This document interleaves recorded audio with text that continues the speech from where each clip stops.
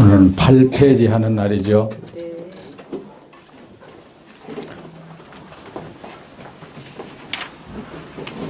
팔 페이지 중간에 부처님께서 가섭에게 이르셨습니다.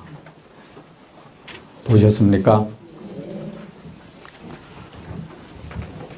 지금 봄이 되어가지고 날씨도 따뜻하고 꽃도 피고 그래서 마음이 들뜨고 이리저리 놀러도 가고 싶은 때입니다.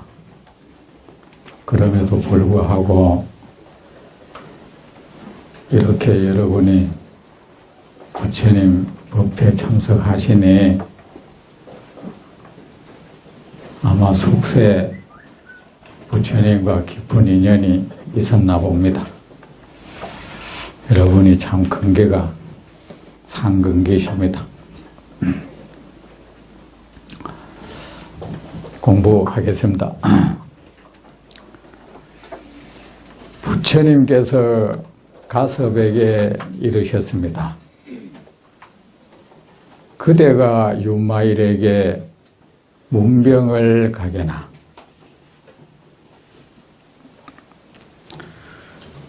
이제 이 법회 처음 오신 분도 계십니까? 한 손 한번 들어보세요.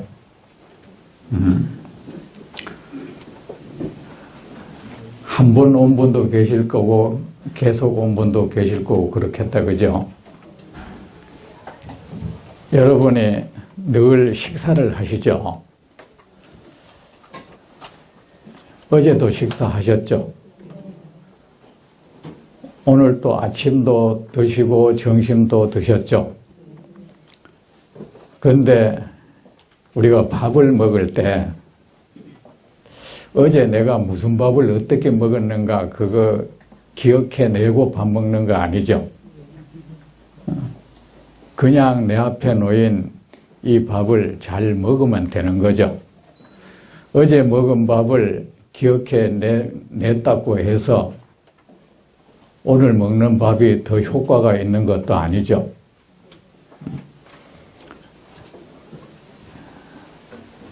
우리가 물이 흘러갑니다. 농부가 강물을 떠다가 농사를 짓습니다. 짓는데 농부가 이 물이 바른지가 어딘지 어디를 거쳐서 여기까지 왔는지 알고 난 뒤에 그 물 쓰는 건 아니죠. 그거 알고 난 뒤에 물 쓴다고 뭐 그 물이 농사 더 잘 되는 건 아니죠. 법문도 그렇습니다. 부처님의 모든 말씀은 깨달음이라고 하는 그 바다를 향해서 흐르는 강물입니다. 우리로 하여금 깨달음을 얻도록 하기 위한 음식입니다. 공덕식, 법식, 감노식입니다. 법문을 여러분이 설사 처음부터 여기까지 들었다 해도 마찬가지입니다. 오늘 듣는 법문에 충실하십시오. 구태여 먼저 들은 법문하고 꼭 연결시킬 이유는 없습니다. 오늘 법문, 지금 내 귀에 들어오는 이 부처님의 말씀 충실히 듣고 그 말씀이 내 존재에 깊숙이 들어갈 수 있도록 노력하십시오. 그뿐입니다. 어제 말이 기억이 안 나고 그 말이 이해가 안 됐는 거 그냥 지나치십시오. 됐습니다. 이제. 어제 먹은 음식 소화 못 시키고 그냥 설사해서 지내갔다. 그 어쩔 겁니까? 오늘 음식 잘 먹으면 보충이 되는 겁니다. 법문은 그렇게 듣는 겁니다. 처음 듣는 사람이든 처음 듣는 사람도 이때까지 어떻게 됐을까 이거 궁금하긴 하겠지만 그 궁금증 버리세요. 또 이때까지 법문 들은 분도 이때까지 들었는데 그 위에 동계 가지고 듣지 마세요. 아셨죠? 겹쳐 듣지 말라고요. 말하다 보니 또 사투리가 나와요. 동계다는 말이 이래 얹은다 이 소리입니다. 부처님께서 가서 뵙게 이르셨습니다. 늘 여러분은 법문 그래 들어야 됩니다. 밥을 먹어도 말입니다. 늘 지금 먹는 이 밥이 내 생전 처음 먹는 밥이 돼야 돼. 그래야 그 밥이 맛있다고. 그래서 그 밥을 꼭꼭 잘 씹어서 내 피와 살이 될 수 있도록 잘 먹어야 돼요. 어제 밥 잘 먹었다고 오늘 설 먹으면 안 되죠. 우리가 법문을 듣는 마음은 늘 오늘 처음 듣는 마음이어야 돼. 모든 수행이 그래요.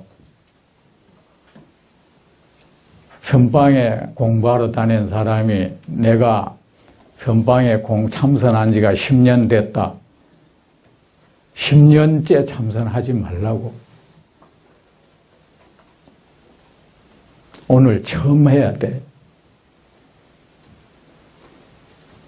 또 부처님 말씀을 들어도 10년째 듣지 말라고요. 오늘 처음 들으시라고. 그리 해야 그 공부가 늘 새로울 수가 있는 겁니다. 부처님께서 가섭에게 이르셨습니다. 그대가 유마일에게 문병을 가게나. 가섭에 대한 얘기 많이 들었죠. 근데 저는 가섭존자, 대가섭존자를 생각하면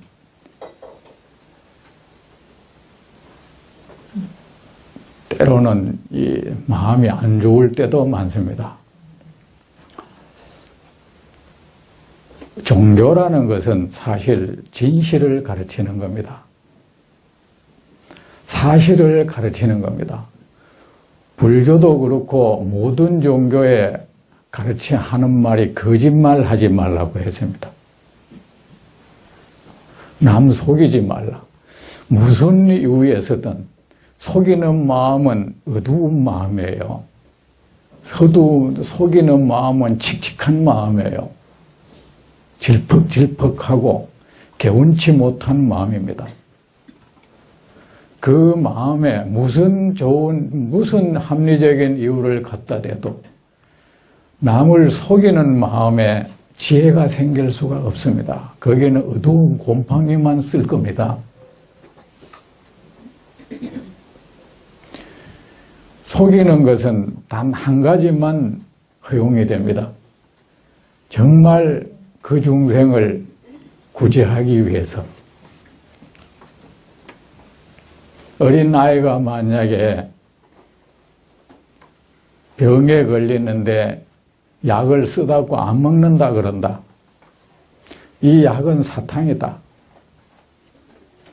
이런 정도 이상은 거짓말하면 안 됩니다. 이건 약이 아니고 사탕이다. 먹어라.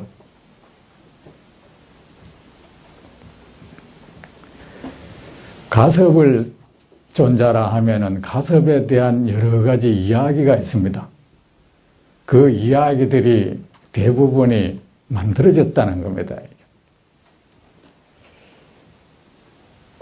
부처님께서는 말씀하셨죠. 나의 이익을 위해서 있지 않았던 일을 있었다고 말하지 말고 있었던 일을 있지 않았다고 말하지 말라. 가졌으면서 가지지 않았다고 하지 말고 가지지 않았으면서 가졌다고 말하지 말라. 내 권위를 세우려고 중생으로 하여금 나를 존경하게 만들려고 신비감을 불러일으키려고 중생을 나에게 복종시키려고 그들을 내 추종자로 만들기 위해서 거짓말하지 말라. 깨달음을 얻지 못했으면서도 얻었다는 말을 하지 말라. 그런 뉘앙스 풍기는 말도 하지 말라.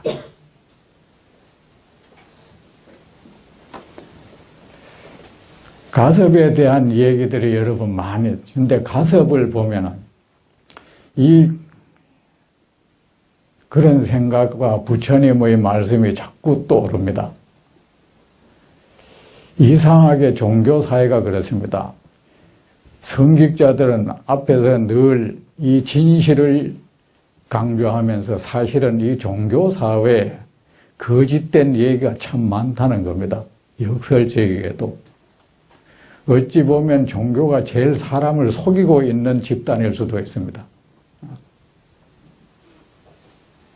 사람으로 하여금 거룩하게 보이려고, 나를 거룩하게 보도록 하려고, 나를 위대하게 보도록 하려고, 나를 추종케 하려고, 나를 존경하게 하려고, 그래서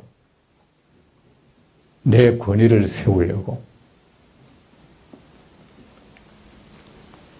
우리는 흔히 가섭이 부처님의 유일하게 법을 이었다. 그 어떤 증거도 없습니다.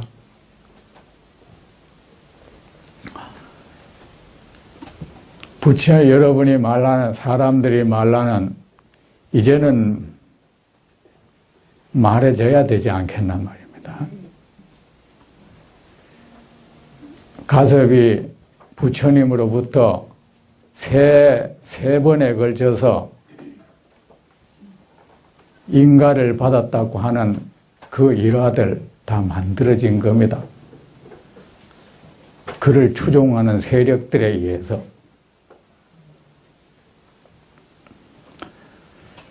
첫째, 부처님이 다자탑이라고 하는 탑 앞에서 가섭에게 법을 전했다.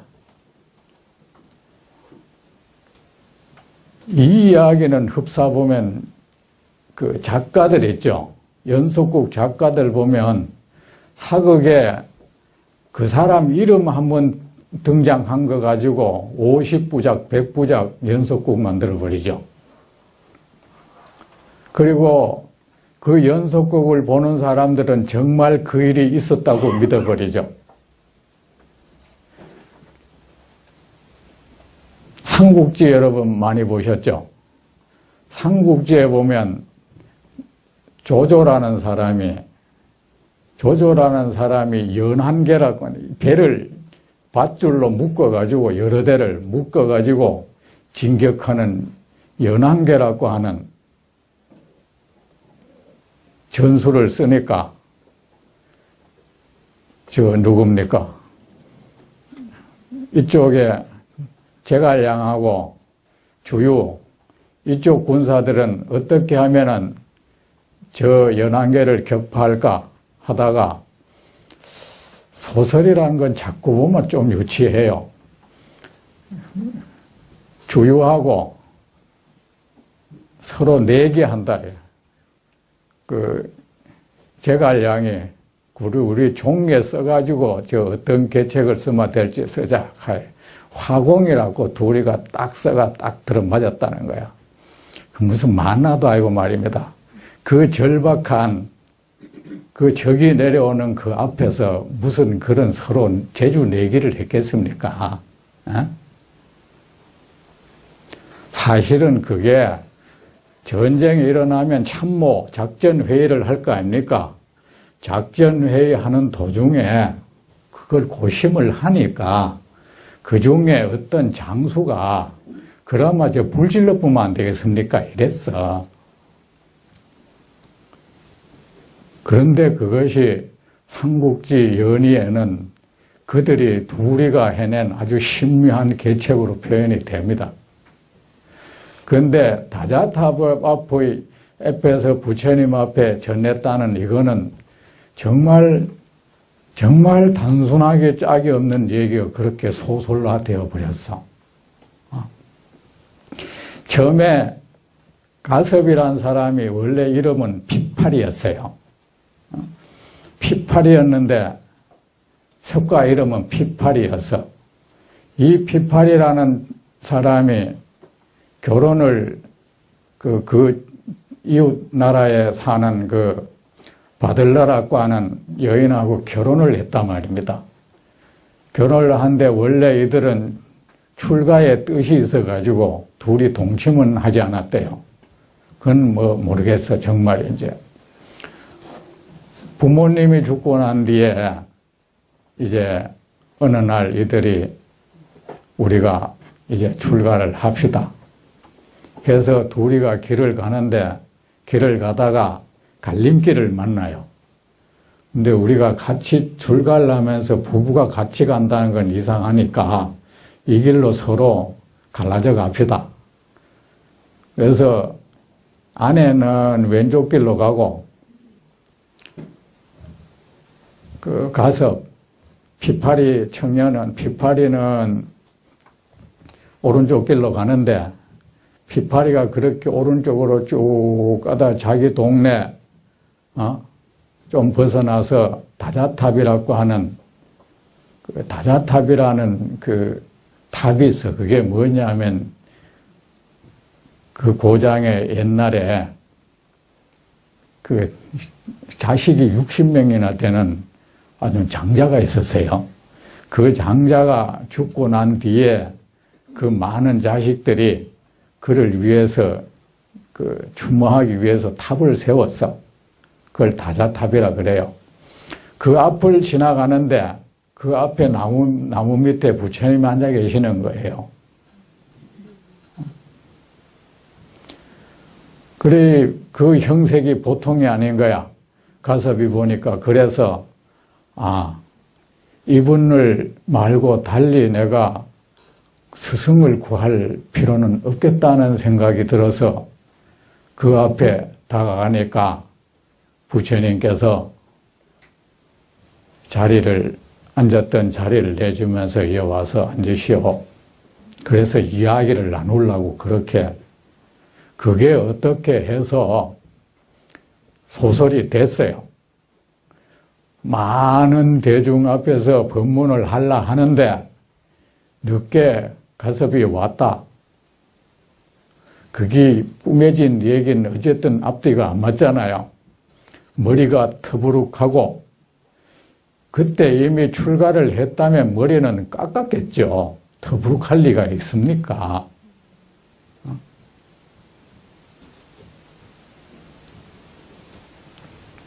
그 얘기가 어떻게 그쪽으로 발전이 되어버렸습니다. 그리고 부처님이 가섭에게 그 염화미소라고 해서 꽃을 들어 보였다는 것은 거기 뒷받침하는 경이 한 1200년대, 상당히 그렇게 멀진 않죠. 1100년, 1200년대 만들어진 그 위조된 경이에요. 그리고 관 밖으로 부처님이 발을 내밀었다는 거, 그거는 부처님 돌아가실 때는 가섭이 맞아들인 거예요. 원래 맞이가 와야 불을 붙이는 거예요. 근데 그때 가섭은 밖에서 이 교화활동, 포교활동을 하고 있었습니다. 부처님 때는 아라한들이 모두가 포교를 다녔어. 포교활동을 먼 지방에 가서 포교활동을 하다 보니까 일찍 못 왔던 거예요. 소문을 듣고 오다 보니 한 일주일이나 7일이나 더 지나서 오니까 아직도 불을 안 붙이고 있는 겁니다.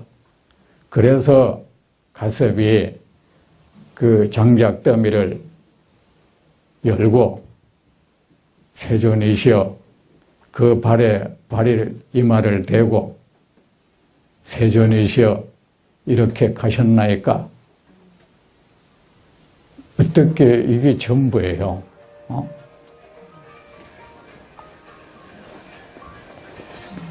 그런데 여러분 그렇잖아. 이제 부처님 돌아가시고 나니까 원래 원래 부처님께서 가장 그 부처님을 대신하는 제자는 사리불과 목건연이었습니다. 사리불은 부처님께서 늘 나의 장자여 했습니다. 그리고 제자들한테도 그대들 모르는 것이 있으면 사리불에게 물어라. 목건연에게 물어라. 마음 놓고 자기 임무를 수행할 수 있는 사람으로 자기를 대신해서 설법도 하도록 했습니다. 사리불은. 그래서 지혜 제일이라고 하는 겁니다. 사리불과 목건연이 죽고 난 뒤에 부처님은 그랬죠. 이렇게 해서 나는 가지가 모두 잘려나간 고목과 같다. 근데 부처님이 돌아가실 때는 그랬잖아. 누구의 후계자라 하는 것이 미리 죽어본 사람이 후계자가 될 수는 없잖아. 그의 부처님이 돌아가실 때는 어쨌든 가섭이 맞이고, 가섭에 의해서 장례식이 거행되고, 가섭에 의해서 경전도 결집되고 하니까 자연스럽게 유산으로 말라마 가섭이 물려받은 식이 되겠죠. 가업을, 그죠? 세속의 가업으로 말라면, 장자가 맏아들이 죽어버렸다 해도 그 차남이 살아있다면, 장자가 있다 해도 장남이 먼저 죽어버렸다면 차남이 물려받겠죠. 그러면 그에게 그의 위대함을 사람들은 자꾸 얘기하고 그에게 권위를 더하기 위해서 그런 말도 했겠죠. 따르도록 하기 위해서. 그런데 중국에서 다 만들어졌어요. 이런 얘기들이. 중국 사람들은 원래 혈통을 중시해요. 계보를 되게 중시해. 인도 사람들은 그렇지 않아. 늘 조상 따지고, 중국 사람들은 사람을 소개하면 늘 그 고조 한 10대조까지 다 들먹거려요. 이 사람이 누구 자손이다. 우리나라 사람도 그렇죠. 아무리 내가 그래도 우리 저 조상 몇 대 올라가면 정승했죠. 대단했죠. 그죠? 그의 중국에 와서 이 선종에서 그 권위를 확보하는 과정에서 가섭을 부처님의 수제자로 하고 우리는 그 가섭의 뒤를 이은 사람들이다. 그러면은 내가 대단하려면 어떻게 해야 됩니까? 내가 추종하는 자가 대단해야 되잖아. 그만 그를 대단하게 만들어 놔야 되잖아요. 이게 가섭에 대한 묻은 얘기입니다. 이게 생겨난 얘기입니다. 근데 그렇잖아요. 수행자는 진실해야 되잖아.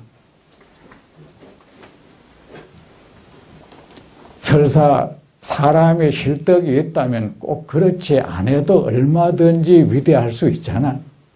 꼭 그렇게 없는 얘기 만들어내야 되느냐 이겁니다.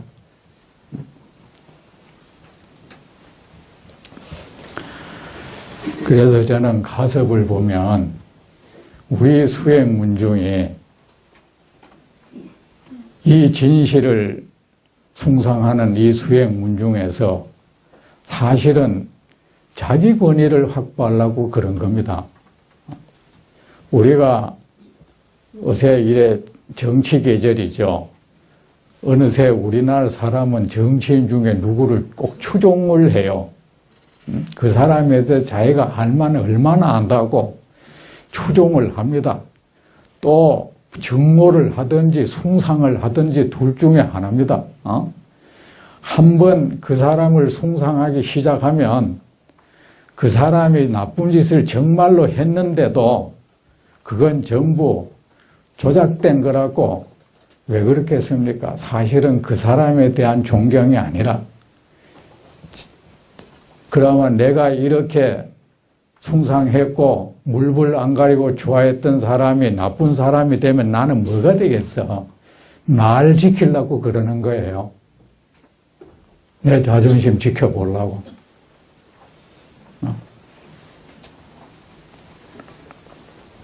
그리고 또 내가 한번 미워하는 사람은 설사 그 사람이 그 떠도는 그 안 좋은 얘기가 사실이라 해도 그건 사실이라고 하는 거야. 왜? 사실이 돼야 내가 그를 미워하는 게 정당화될 수가 있거든. 정상적이 되거든. 사람이란 게 그렇게 어찌 보면 참 범부의 정이 그런 거예요.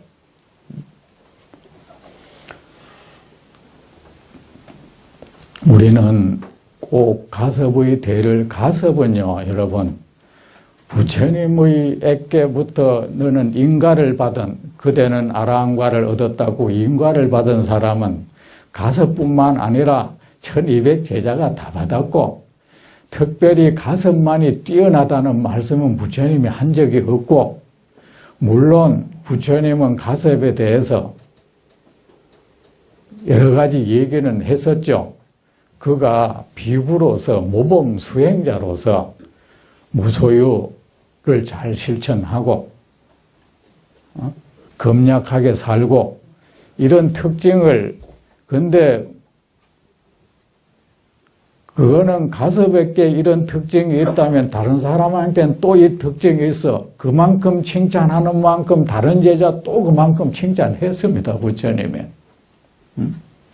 이 사람이 코가 잘생겼다면 이 사람은 눈은 잘생겼다 이런 거예요.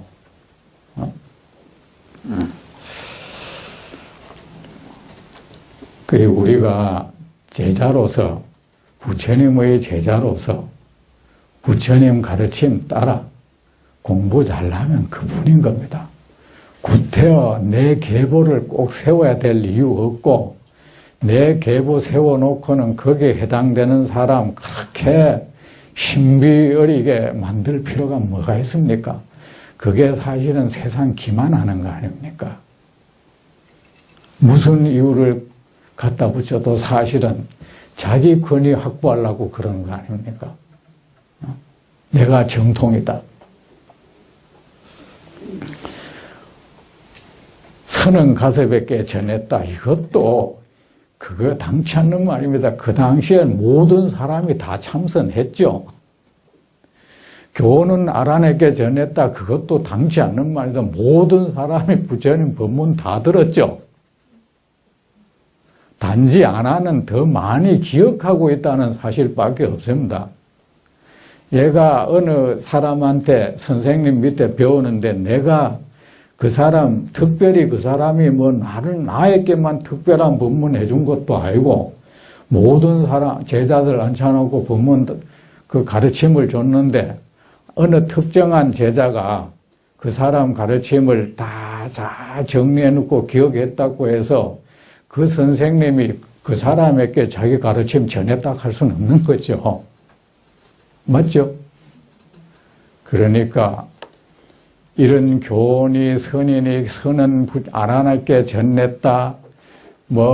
선은 그 교훈은 아란한테 전하고 선은 부처님 그 가섭에게 전했다. 그렇게 해서 이 문중을 두 조각 낸 거야. 사람들이. 중생이 하는 일은 그저 두 조각 내는 거예요. 두 조각 내고는, 그런데 아나는 깨달음을 부처님 돌아가실 때까지 못 얻었어. 고로 교훈은 선 밑에야. 보세요. 아난이 부처님 법문 많이 들었기 때문에 못 깨달은 겁니까? 그건 아니잖아요. 다른 제자들은 어떻게 깨달은 겁니까? 한 사람이 1000사람에게 약을 먹였는데, 똑같은 치료제 약을 먹였는데 999명이 다 완치되고 1명이 안 낫다고 해서 그 약 먹어도 소용했다 그러면 됩니까? 그건 아니지 않습니까?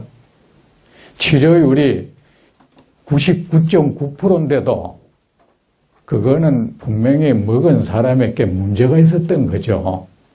아니면 특이 체질이든가.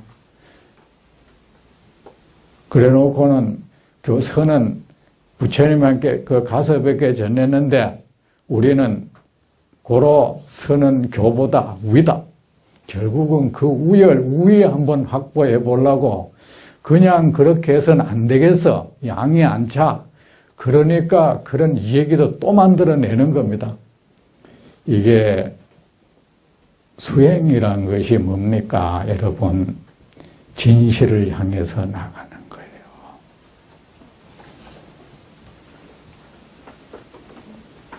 여러분 마음속에 그저 거짓되게 자기를 위장하고 싶고 남에게 자기 정도 이상 보이려고 든다면 그 사람은 공부 전혀 안 돼 있는 사람입니다.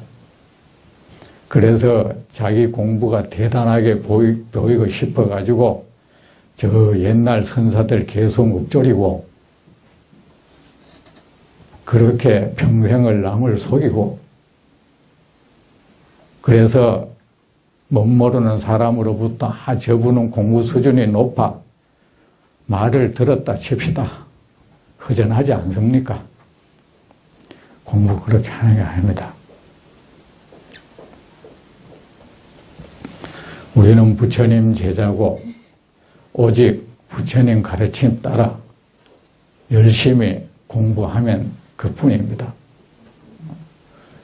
내가 따르는 우리는 또 부처님을 따라야지 다른 제자가 우리의 스승이 될 수가 없는 겁니다. 부처님께서 가섭에게 이르셨습니다. 그대가 유마일에게 문병을 가게나. 가섭이 부처님께 말씀을 드렸습니다.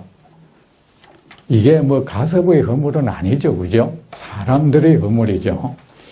세존이시여, 저는 그에게 문병을 갈 수 없습니다. 기억하고 있습니다. 제가 옛날에 어느 가난한 마을에서 음식을 얻고 있었는데 그때 유마일이 저에게 와서 말을 했습니다. 이건 뭐냐 하면 무슨 부처님께서 앞으로는 이렇게 해라 할 때는 그 이전에 다른 부작용이 있었기 때문인 거예요. 사리불은 말입니다. 이 배려가 이게 지나치면 그래 되는 거야. 사리불은 공양을 걸식을 하는 데 있어서 음식을 얻으러 가는데 가난한 이들에게 자꾸 음식을 얻으러 가면 그 가난한 사람들이 참 힘이 든다. 자기 먹을 것도 없는 사람에게 가서 나한테 밥을 달라 하는 것은 그 사람들에게 너무 힘쓰이게 하는 거 아니냐. 그래서 이 사람은 어찌 부잣집을 찾아다니면서 공양을 자꾸 밥을 얻었어요. 그 다음, 그런데 거기에 반해서 이 가섭존자는 가난한 사람한테 공양을 해야 그들이 우리에게 보시하고 복을 지어가지고 잘 살게 할 수가 있다. 그래서 이는 또 가난한 집에만 찾아가서 공양을 하는 겁니다. 하는데 그게 말썽이 됐을 거 아닙니까? 사람 가린다고. 말썽이 됐는데 그 귀에 이제 부처님 귀에 그 말썽이 들어간 거죠. 그러니까 부처님께서 제자들을 모아놓고 앞으로는 차례대로 가거라. 7집을 차례차례 가거라. 그랬습니다. 그래, 이 가섭이 가난한 집에 가서 이 가난한 사람들로 하여금 보시를 하도록 해서 좀 나중에 복된 과보를 받도록 해야겠다. 이 쾌력한 마음으로 가서 가난한 집을 돌면서 걸식을 하고 있었단 말입니다. 그때 유마일이 말을 했습니다. 가섭님, 자비심이 있긴 하지만 크지가 못하여 부잣집을 외면하고 가난한 집에만 가서 음식을 얻으시군요. 가섭님, 마음을 평등하게 하여 차례로 음식을 얻어야 합니다. 가섭님, 그것은 자비가 아니라 범부의 정의에 불과합니다. 가섭님은 비구이면서 출가한 비구로서 어찌 세속 사람의 통장 잔고에 그렇게 관심이 많습니까?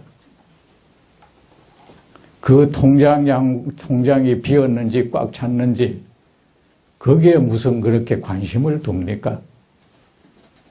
그들의 창고가 가득 찼는지 비었는지 거기에 왜 관심을 가집니까? 가섭님은 재물을 많이 가진 자는 불쌍하지 않게 보입니까? 재물을 갖지 않는 자만 불쌍하게 보입니까?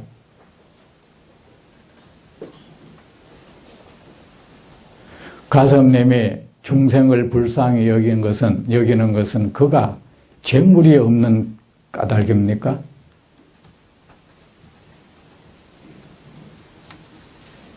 만 중생이 그렇다면 가섭님, 부처님이 참으로 불쌍한 중생이 아니겠습니까?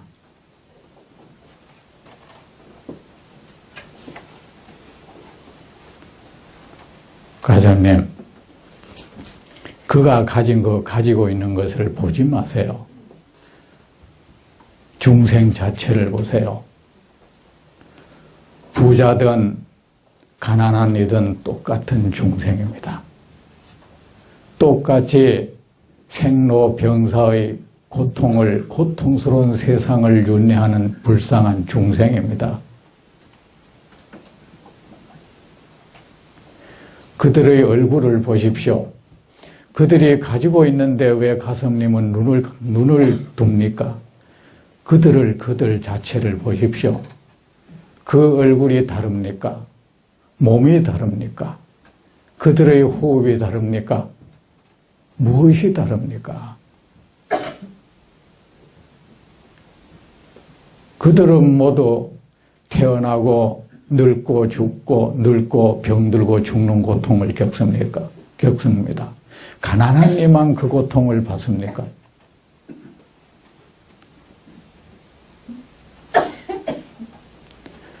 가섭님이 가졌다고 하는 이는 자비를 베풀 필요가 없는 겁니까? 무엇입니까? 그들이 가지고 있는 것이 뭡니까? 그 가지고 있는 것이 그가 아니지 않습니까? 그가 재물을 가지고 있다 해도 그 재물이 그가 될 수가 없지요. 사람이 무엇을 가졌다는 것, 산에 걸쳐진 오색 찬란한 구름과 같습니다. 구름이 산이 될 수가 없는 것 아닙니까?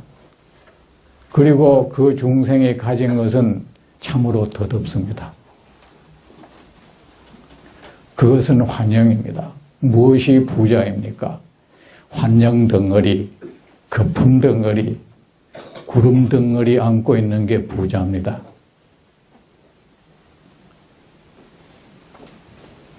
그 거품 덩어리에 매몰돼서 그것이 허망한 줄도 모르고 거기에 마냥 기대 사는 것이 큰 소리치고 교만 부리며 사는 게 중세입니다. 부자입니다. 불쌍하지 않습니까? 거기에서 구해줘야 되지 않겠습니까? 가난한 이는 무엇입니까?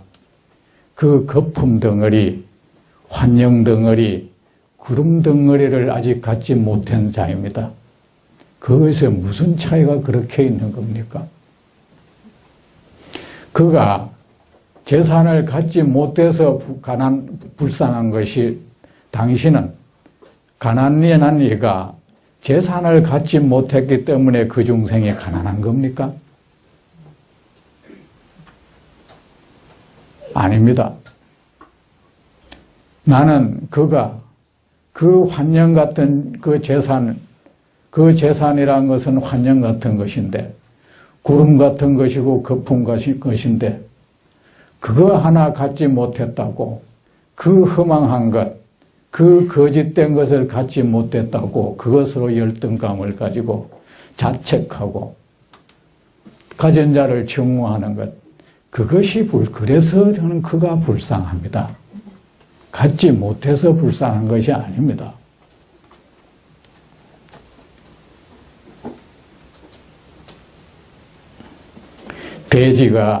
보살은 대지가 되어야 합니다. 대지가 이 세상 만물을 실험해 선한 자, 악한 자 따집니까? 부자, 가난한 이 따집니까? 보살은 그 자비가 큰 일을 보살이라고 합니다. 어찌 그대는 부처의 대자 대비하신 세존의 제자로서 한낱 범부의 정을 일으켜가지고 가난한 자만 돕는다는 겁니까? 당신 뭐 사회운동가요?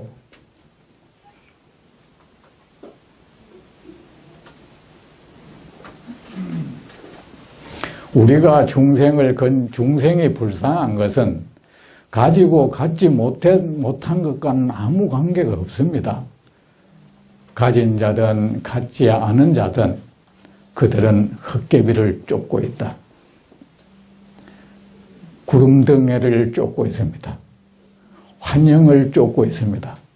거품덩이를 쫓고 있습니다. 그것을 쫓아서 그들은 온갖 악업을 짓습니다.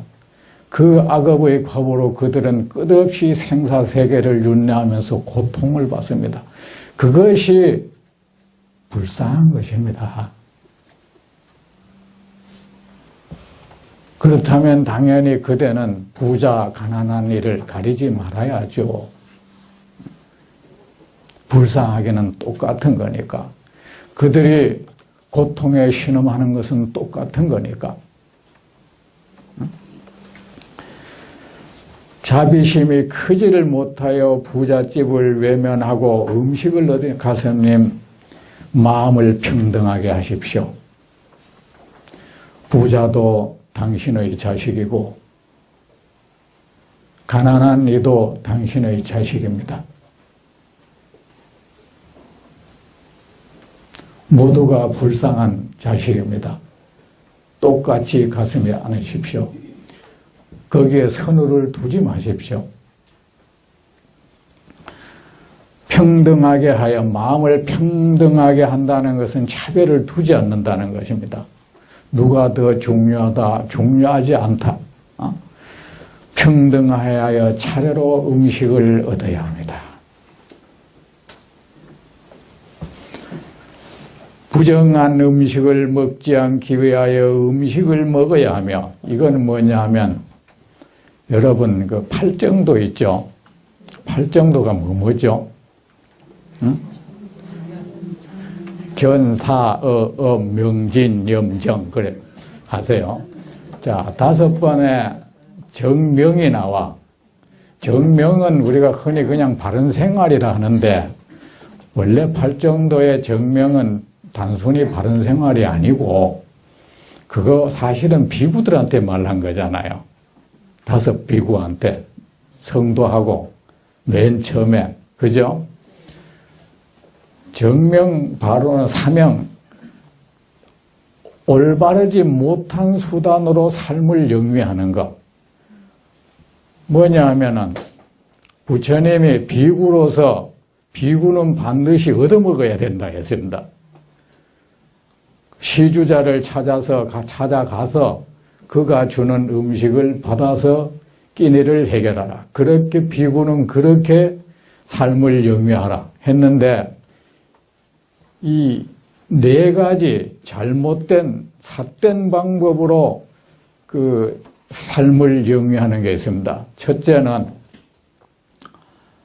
농사 짓는 거. 자기가 직접 땅을 파고 농사를 짓거나 약을 만들어 팔아가지고 먹고 사는 거 있죠. 이거 부처님은 못하겠습니다. 그러면 그래서 왜 일 못하겠나, 여러분. 세상 사람들에게는 그 신분에 따라 일이란 것은 다른 것입니다. 비구가 일 삼아야 되는 것은 따로 있죠. 대통령이 꼭 쟁기 들고 일을, 그래, 밭을 갈아야 될 이유가 없죠. 대통령은 대통령으로서 일이 있고, 공무원은 공무원으로서 일이 있고, 군인은 군인으로서 일이 있죠. 맞지 않습니까? 배짜는 안 하건 그러면은 밭에 가서 농사 안 짓다고 배만 짰다고 밥 굶어야 됩니까? 그건 아니죠. 그래 비구는 정진으로서 일을 삼아라. 정진에서 지혜를 얻어서 중생을 구제하는 것으로서 일을 삼아라.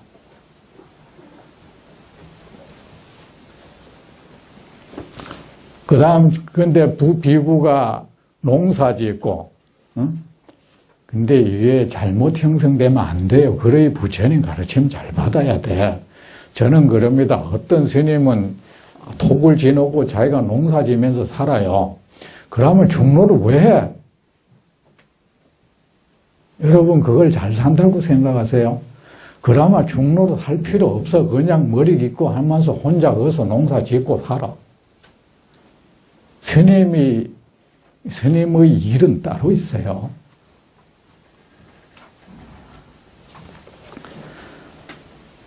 우리가 백장 스님이 농사 지은 거 얘기하는데 그거는 그 시대에 피치 못할 사정이 있었습니다. 사실은.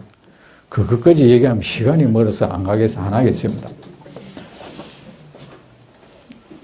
그 다음 번째는 뭡니까? 첫 번째는 잘못된 방법의 삶의 영위 방식 중에 첫째, 자기 스스로 땅 파고 농사 짓거나 아니면은 약을 만들어 그 의약 익혀가지고, 스님들, 여러분, 스님한테 병 고치지 마세요. 큰일 나요. 병이 아프면은 병원 가야지. 왜 스님한테 가서 고쳐달라 그래요? 잘못된 방법으로 사는 겁니다. 그 다음 번째는 이래 권력자나 이래 부자들과 어울려가지고 그들과 교류하면서 이 삶을 영위하는 사람들. 이것도 삿된 삶이라 그랬어요. 삿된 방법으로 의식을 구하는 거야.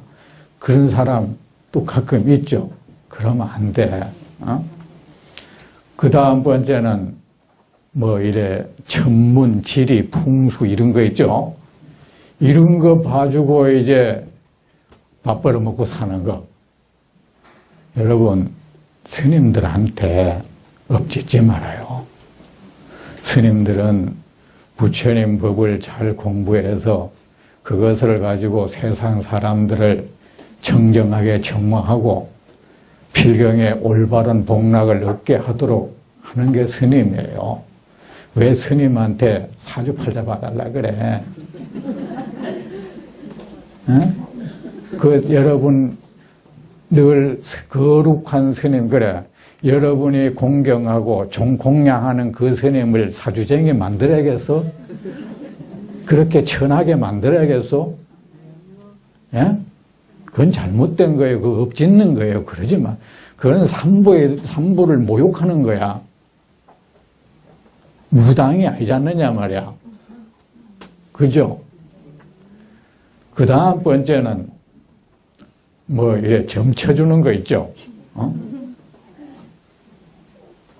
그래, 이 네 가지를 사사명이라 해가지고 부처님께서 금지했습니다. 이 부정한 음식이란 뭡니까? 직접 시주자를 찾아가서, 제 발로 찾아가서 얻어먹는 그 삶의 거기서 얻어지는 음식이 아닌 건 전부 부정한 음식인 거야. 여기서 부정은 발을 정을 해도 되고, 깨끗할정을 해도 됩니다. 깨끗하지 못한 음식, 바르지 못한 음식이에요. 가섭님, 부정한 음식을 먹지 않기 위해서 음식을 얻어야 합니다. 음식을 얻는 목적은, 걸식하는 목적은 거기에 있다. 그 다음 번째, 몸에 대한 애착을 깨뜨리지 위하여 음식을 뭉쳐서 먹어야 하며, 부처님은 단식이라고 음식이 이래 신도들이 가면은 이래 그릇에 뭐 제각기 한 숟가락 더 떠줄 거 아닙니까? 그것을 비벼서 못 먹게 했어. 덩어리 채로 그대로. 옛날에 인도는 음식을 요래 덩어리로 이래 해줬다 그래요. 지금도 그렇죠. 인도 사람들 손으로 요 덩어리 뭉치가 먹는데, 못 비벼, 하나하나 그것을 준 사람 신도의 그거잖아요. 그러니까 그 한 덩어리 먹을 때마다 그것을 시주한 이 신도를 생각하면서 먹어야 하는 거야. 비벼 먹지 말아 했어요. 근데 저는 비벼 먹는 걸 좋아해요. 근데, 그리고 음식을 뭉친 음식 먹으라는 것은, 뭉쳐서 음식을 딱 먹을 때, 우리 몸도 이와 같이 이 지수화풍, 땅, 물, 불, 바람이라는 이 네 가지 원소로 이루어진 이 덩어리 된 밥, 이 한 덩어리 몸이다. 그 밥을 딱 깨물면 이것이 팍 부서질 때 내 몸도 무상해서 이렇게 반드시 부서진다. 음식이 싹 부서질 때 내 몸이 필경에 이렇게 부서지는 모습을 관찰하라 했습니다. 그래서 음식을 뭉쳐서 먹어야 하며 속박되지 않기 위하여 음식을 얻어야 합니다. 속박이라는 것은 뭡니까? 음식은 내가 어느 특정한 사람한테 가서 음식을 고루고루 한다는 거야. 어느 특정한 사람과 깊은 관계 안 맺기 위해서야. 그런데 어느 특정한 사람한테 가서 얻어 먹으면 그 사람한테 속박이 되겠죠. 그 사람한테 애정이 생기든 뭐 어쨌든 정이 생기면 그게 속박이죠. 그래 비구로서 그렇게 사람을 가려서 음식을 얻으면 안 된다. 이유가 거기에 있는 겁니다. 사람이 살지 않는 곳이라는 생각으로 마을에 들어갈 때는 이 마을에는 사람이 아무도 살지 않는 곳이다. 이 몸도 또한 이 사람이 살지 않는 비어있는 마을과 같은 것이다. 이렇게 생각하면서 들어가는 겁니다. 하나의 빈 마을이 또 하나의 빈 마을로 들어간다. 보고 듣는 것 등 그 어떤 경계에 대하여서도 무엇을 듣거나 무엇을 보거나 그 어떤 경계에 대해서도 마음의 흔들림이 없어야 하니 그 어떤 경계에 대해서도 좋고 싫음의 정이 일어나서는 안 된다. 좋고 싫음의 정을 일으켜서도 안 된다. 마음이 흔들린다는 것은 정이 일어난다는 것이죠. 감정. 그죠? 우리 두 가지 마음이잖아. 사실은 좋아하거나 싫어하거나 둘 중에 하나잖아. 모든 것이 실체가 없어서 보이는 것, 들리는 것, 그 모든 것이 실체가 없다. 헛개비다. 본래 그것은 그 모양이 아닌 것이다. 원래 태어난 바도 없는 것이다. 그래서 그것은 없어지는 일도 없는 것이다. 이 세상, 이 마주하는 그 모든 경계가 하나의 환영이다. 그것은 거품 같은 것이다. 그것은 그림자 같은 것이고 구름 같은 것이다. 그것은 허망한 것이다. 거짓된 것이다. 아무런 실체가 없는 것이다.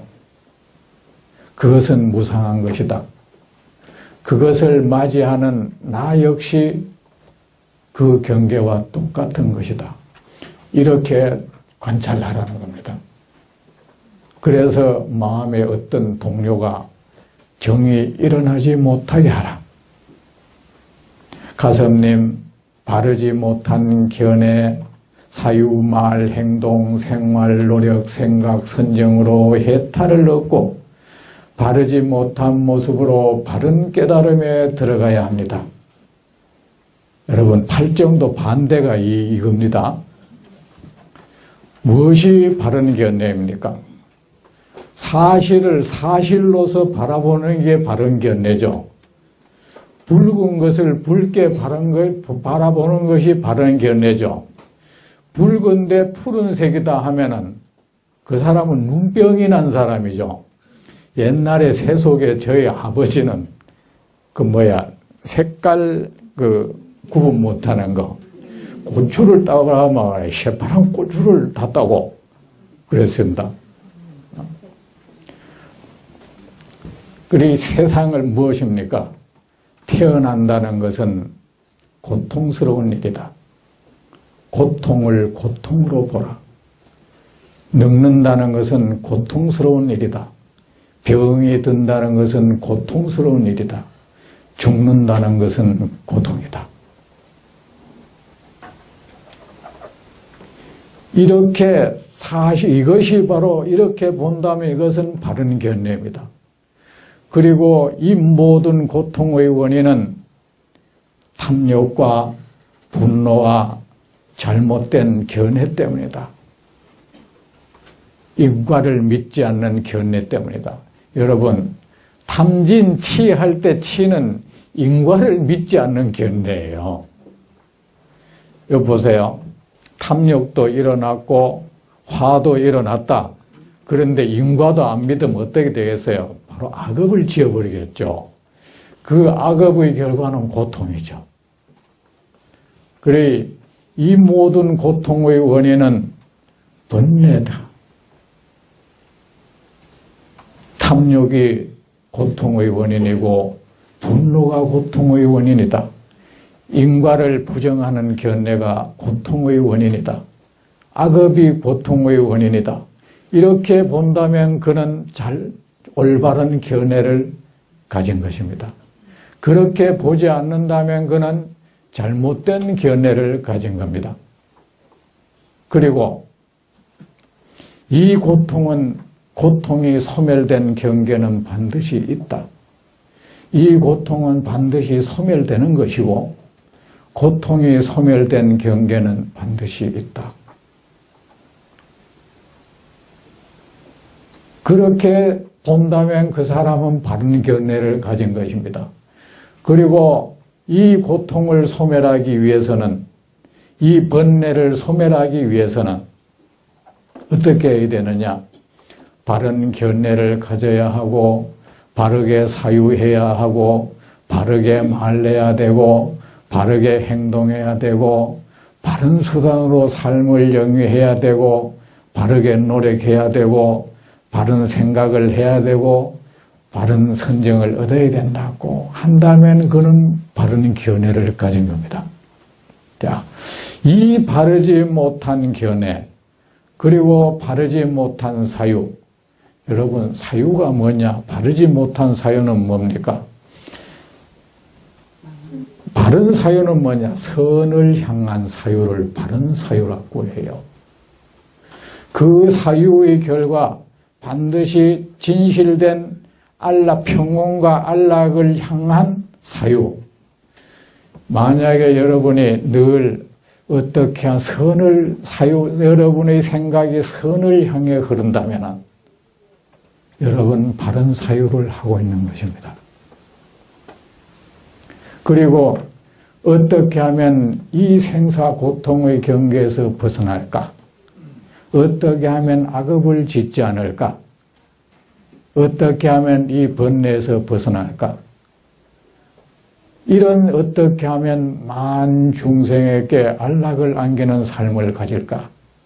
이런 사유를 만약 여러분이 가진다면 여러분은 바른 사유를 하는 겁니다. 그게 아니고 어떻게 하면 저 사람 소해가지고 저 돈을 내 돈 만들지? 어떻게 하면 저 사람 좀 애를 좀 먹이지? 이거는 바르지 못한 사유입니다. 여러분, 바른 사유는 그런 것입니다. 그리고 바른 말은 거짓말하지 않는 겁니다. 악담하지 않는 것. 쓸데없는 소리 하지 않는 것. 이간질하지 않는 말. 이것이 바로 바른 말입니다. 바른 행동은 생명을 죽이거나 다치거나 거짓말하지 않는 것, 도둑질하지 않는 것, 이런 것이 부처님 계율 잘 지키면 바른 행동입니다. 바른 생활은 올바른 수단을 통한 삶의 영입니다. 그리고 바른 노력은 뭡니까? 우리는 어떻게 하면 바른 노력입니까? 자, 이미 일어난 선을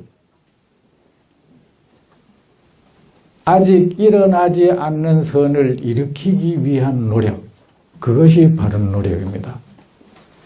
내가 지금 어떤 선한 생각을 가지고 선한 행을 하고 있다면 이미 일어난 선이라면 이 선을 더 키우기 위한 노력,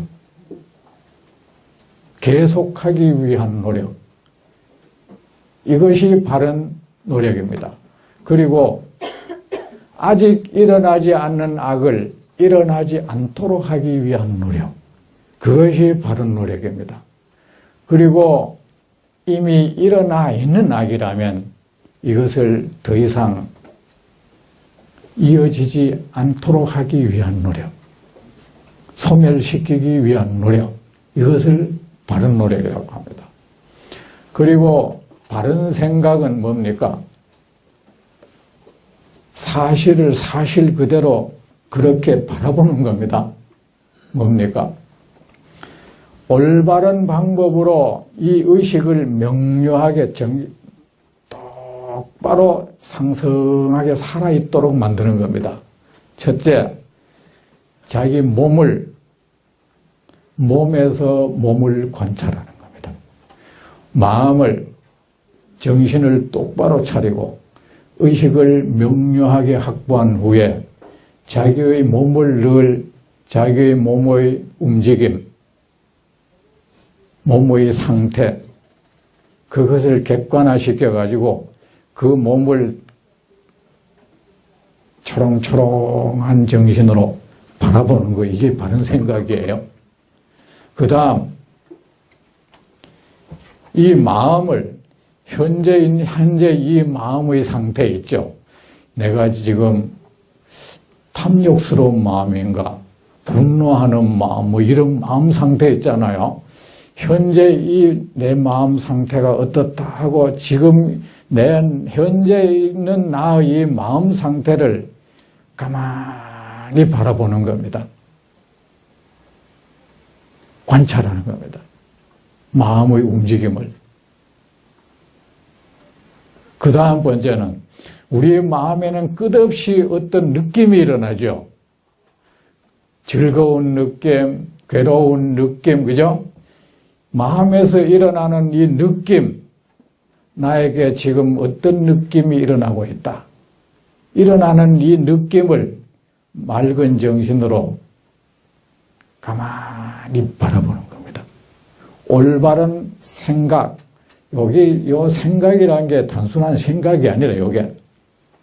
그 다음 번째는 이 마음 항아리에 채워져 있는 번뇌, 탐욕, 욕심, 집착, 이런 것을 가만히 바라보는 겁니다. 여러분, 가만히 바라보면 어쨌다는 건데, 여러분, 이 모든 것은 허상이거든. 내가 여기에 어떤 환영이 일어났다 칩시다. 환영을 없애기 위한 노력 필요 없어. 거기에 끌려가지 않고 정신 똑바로 차리고 그냥 가만히 보면 그 환영은 사라져가는 거야. 사라져가고 나는 그 환영에 휘말려 들지 않는 겁니다. 이게 바로 정령. 아셨죠? 단지 지켜보는 것만으로 충분한 겁니다. 사실은.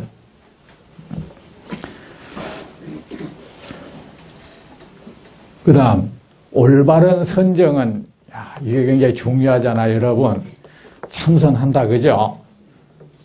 여러분 어떤 수단에 의해서 여러분 선정을 뭐라고 생각하죠? 마음의 평온이죠. 자꾸 선정을 주위에 뭐가 일어나는지 모르는 상태라 생각하지 마세요. 뭐가 망각된 상태. 그건 정신없는 거죠. 어딘가에 몰입돼가 정신없는 상태죠. 설사 그 사람이 좋은 걸 생각한다 해도 거기에 몰입돼 버리면 어쨌든 그것 때문에 제정신이 아닌 겁니다. 그거를 삼매라 생각하고 선정이라 생각만 합니다. 그러면 여러분 알아야 될 것이 있습니다. 무엇이 올바른 선정이냐? 모든 악으로부터 떠남으로 해서 얻어진 선정이 올바른 선정이에요. 어떤 경계에 내 정신이 매몰된 상태를 선정이라 하지 마세요. 그것이 무엇이든 말입니다. 그 마음에 탐욕이 일어나지 않을 때, 분노가 일어나지 않을 때, 질투, 거짓, 위선 등 모든 악으로부터 내가 떠났을 때 그 모든 악으로부터의 이별, 벗어남을 통해서 얻어진 선정이라야 그 진짜 선정인 거야. 아셨죠? 여러분, 내가 사람들한테 먼저도 얘기했지만 대전 스님 참선 못하게 했대. 여보세요. 어떤 사람이 병을 앓고 치유가 안 되는 약을 계속 먹고 있다. 자기는 그 약 먹으면 치유될 거란 믿음만 있다. 그래서 의사가 그 약 먹지 마라 했다고 해서 그 사람이 돌아다니면서 저 사람 치료제 못 먹게 했다. 이러면 됩니까? 안 되죠. 우리 사람들이 지금 외도선을 하고 있어. 진정한 마음의 평온은 그 얻어지는 부처님이 그래서 바른 것은 처음도 바르고 중간도 바르고 마지막도 발라야 된다. 과정도 발라야 되는 겁니다. 악으로부터 마음의 탐욕이 소멸되지 않고 분노가 소멸되지 않고 못마땅함, 욕망 이런 악이 소멸되지 않는 상태에서 얻어진 그 모든 평온, 그것은 그냥 무너져 버리는 겁니다. 나에 대한 집착, 세상의 모든 존재는 허망한 것이라는 것, 거기에 대한 명확한 인식이 확보되지 않는 사람, 거기에서 얻어지는 그 모든 평온, 삼매, 설사 앉아가지고 100만급을 지났다 해도 그는 100만급 동안 제정신 없는 상태에서 있었던 겁니다. 이제 10분 쉬고 합시다.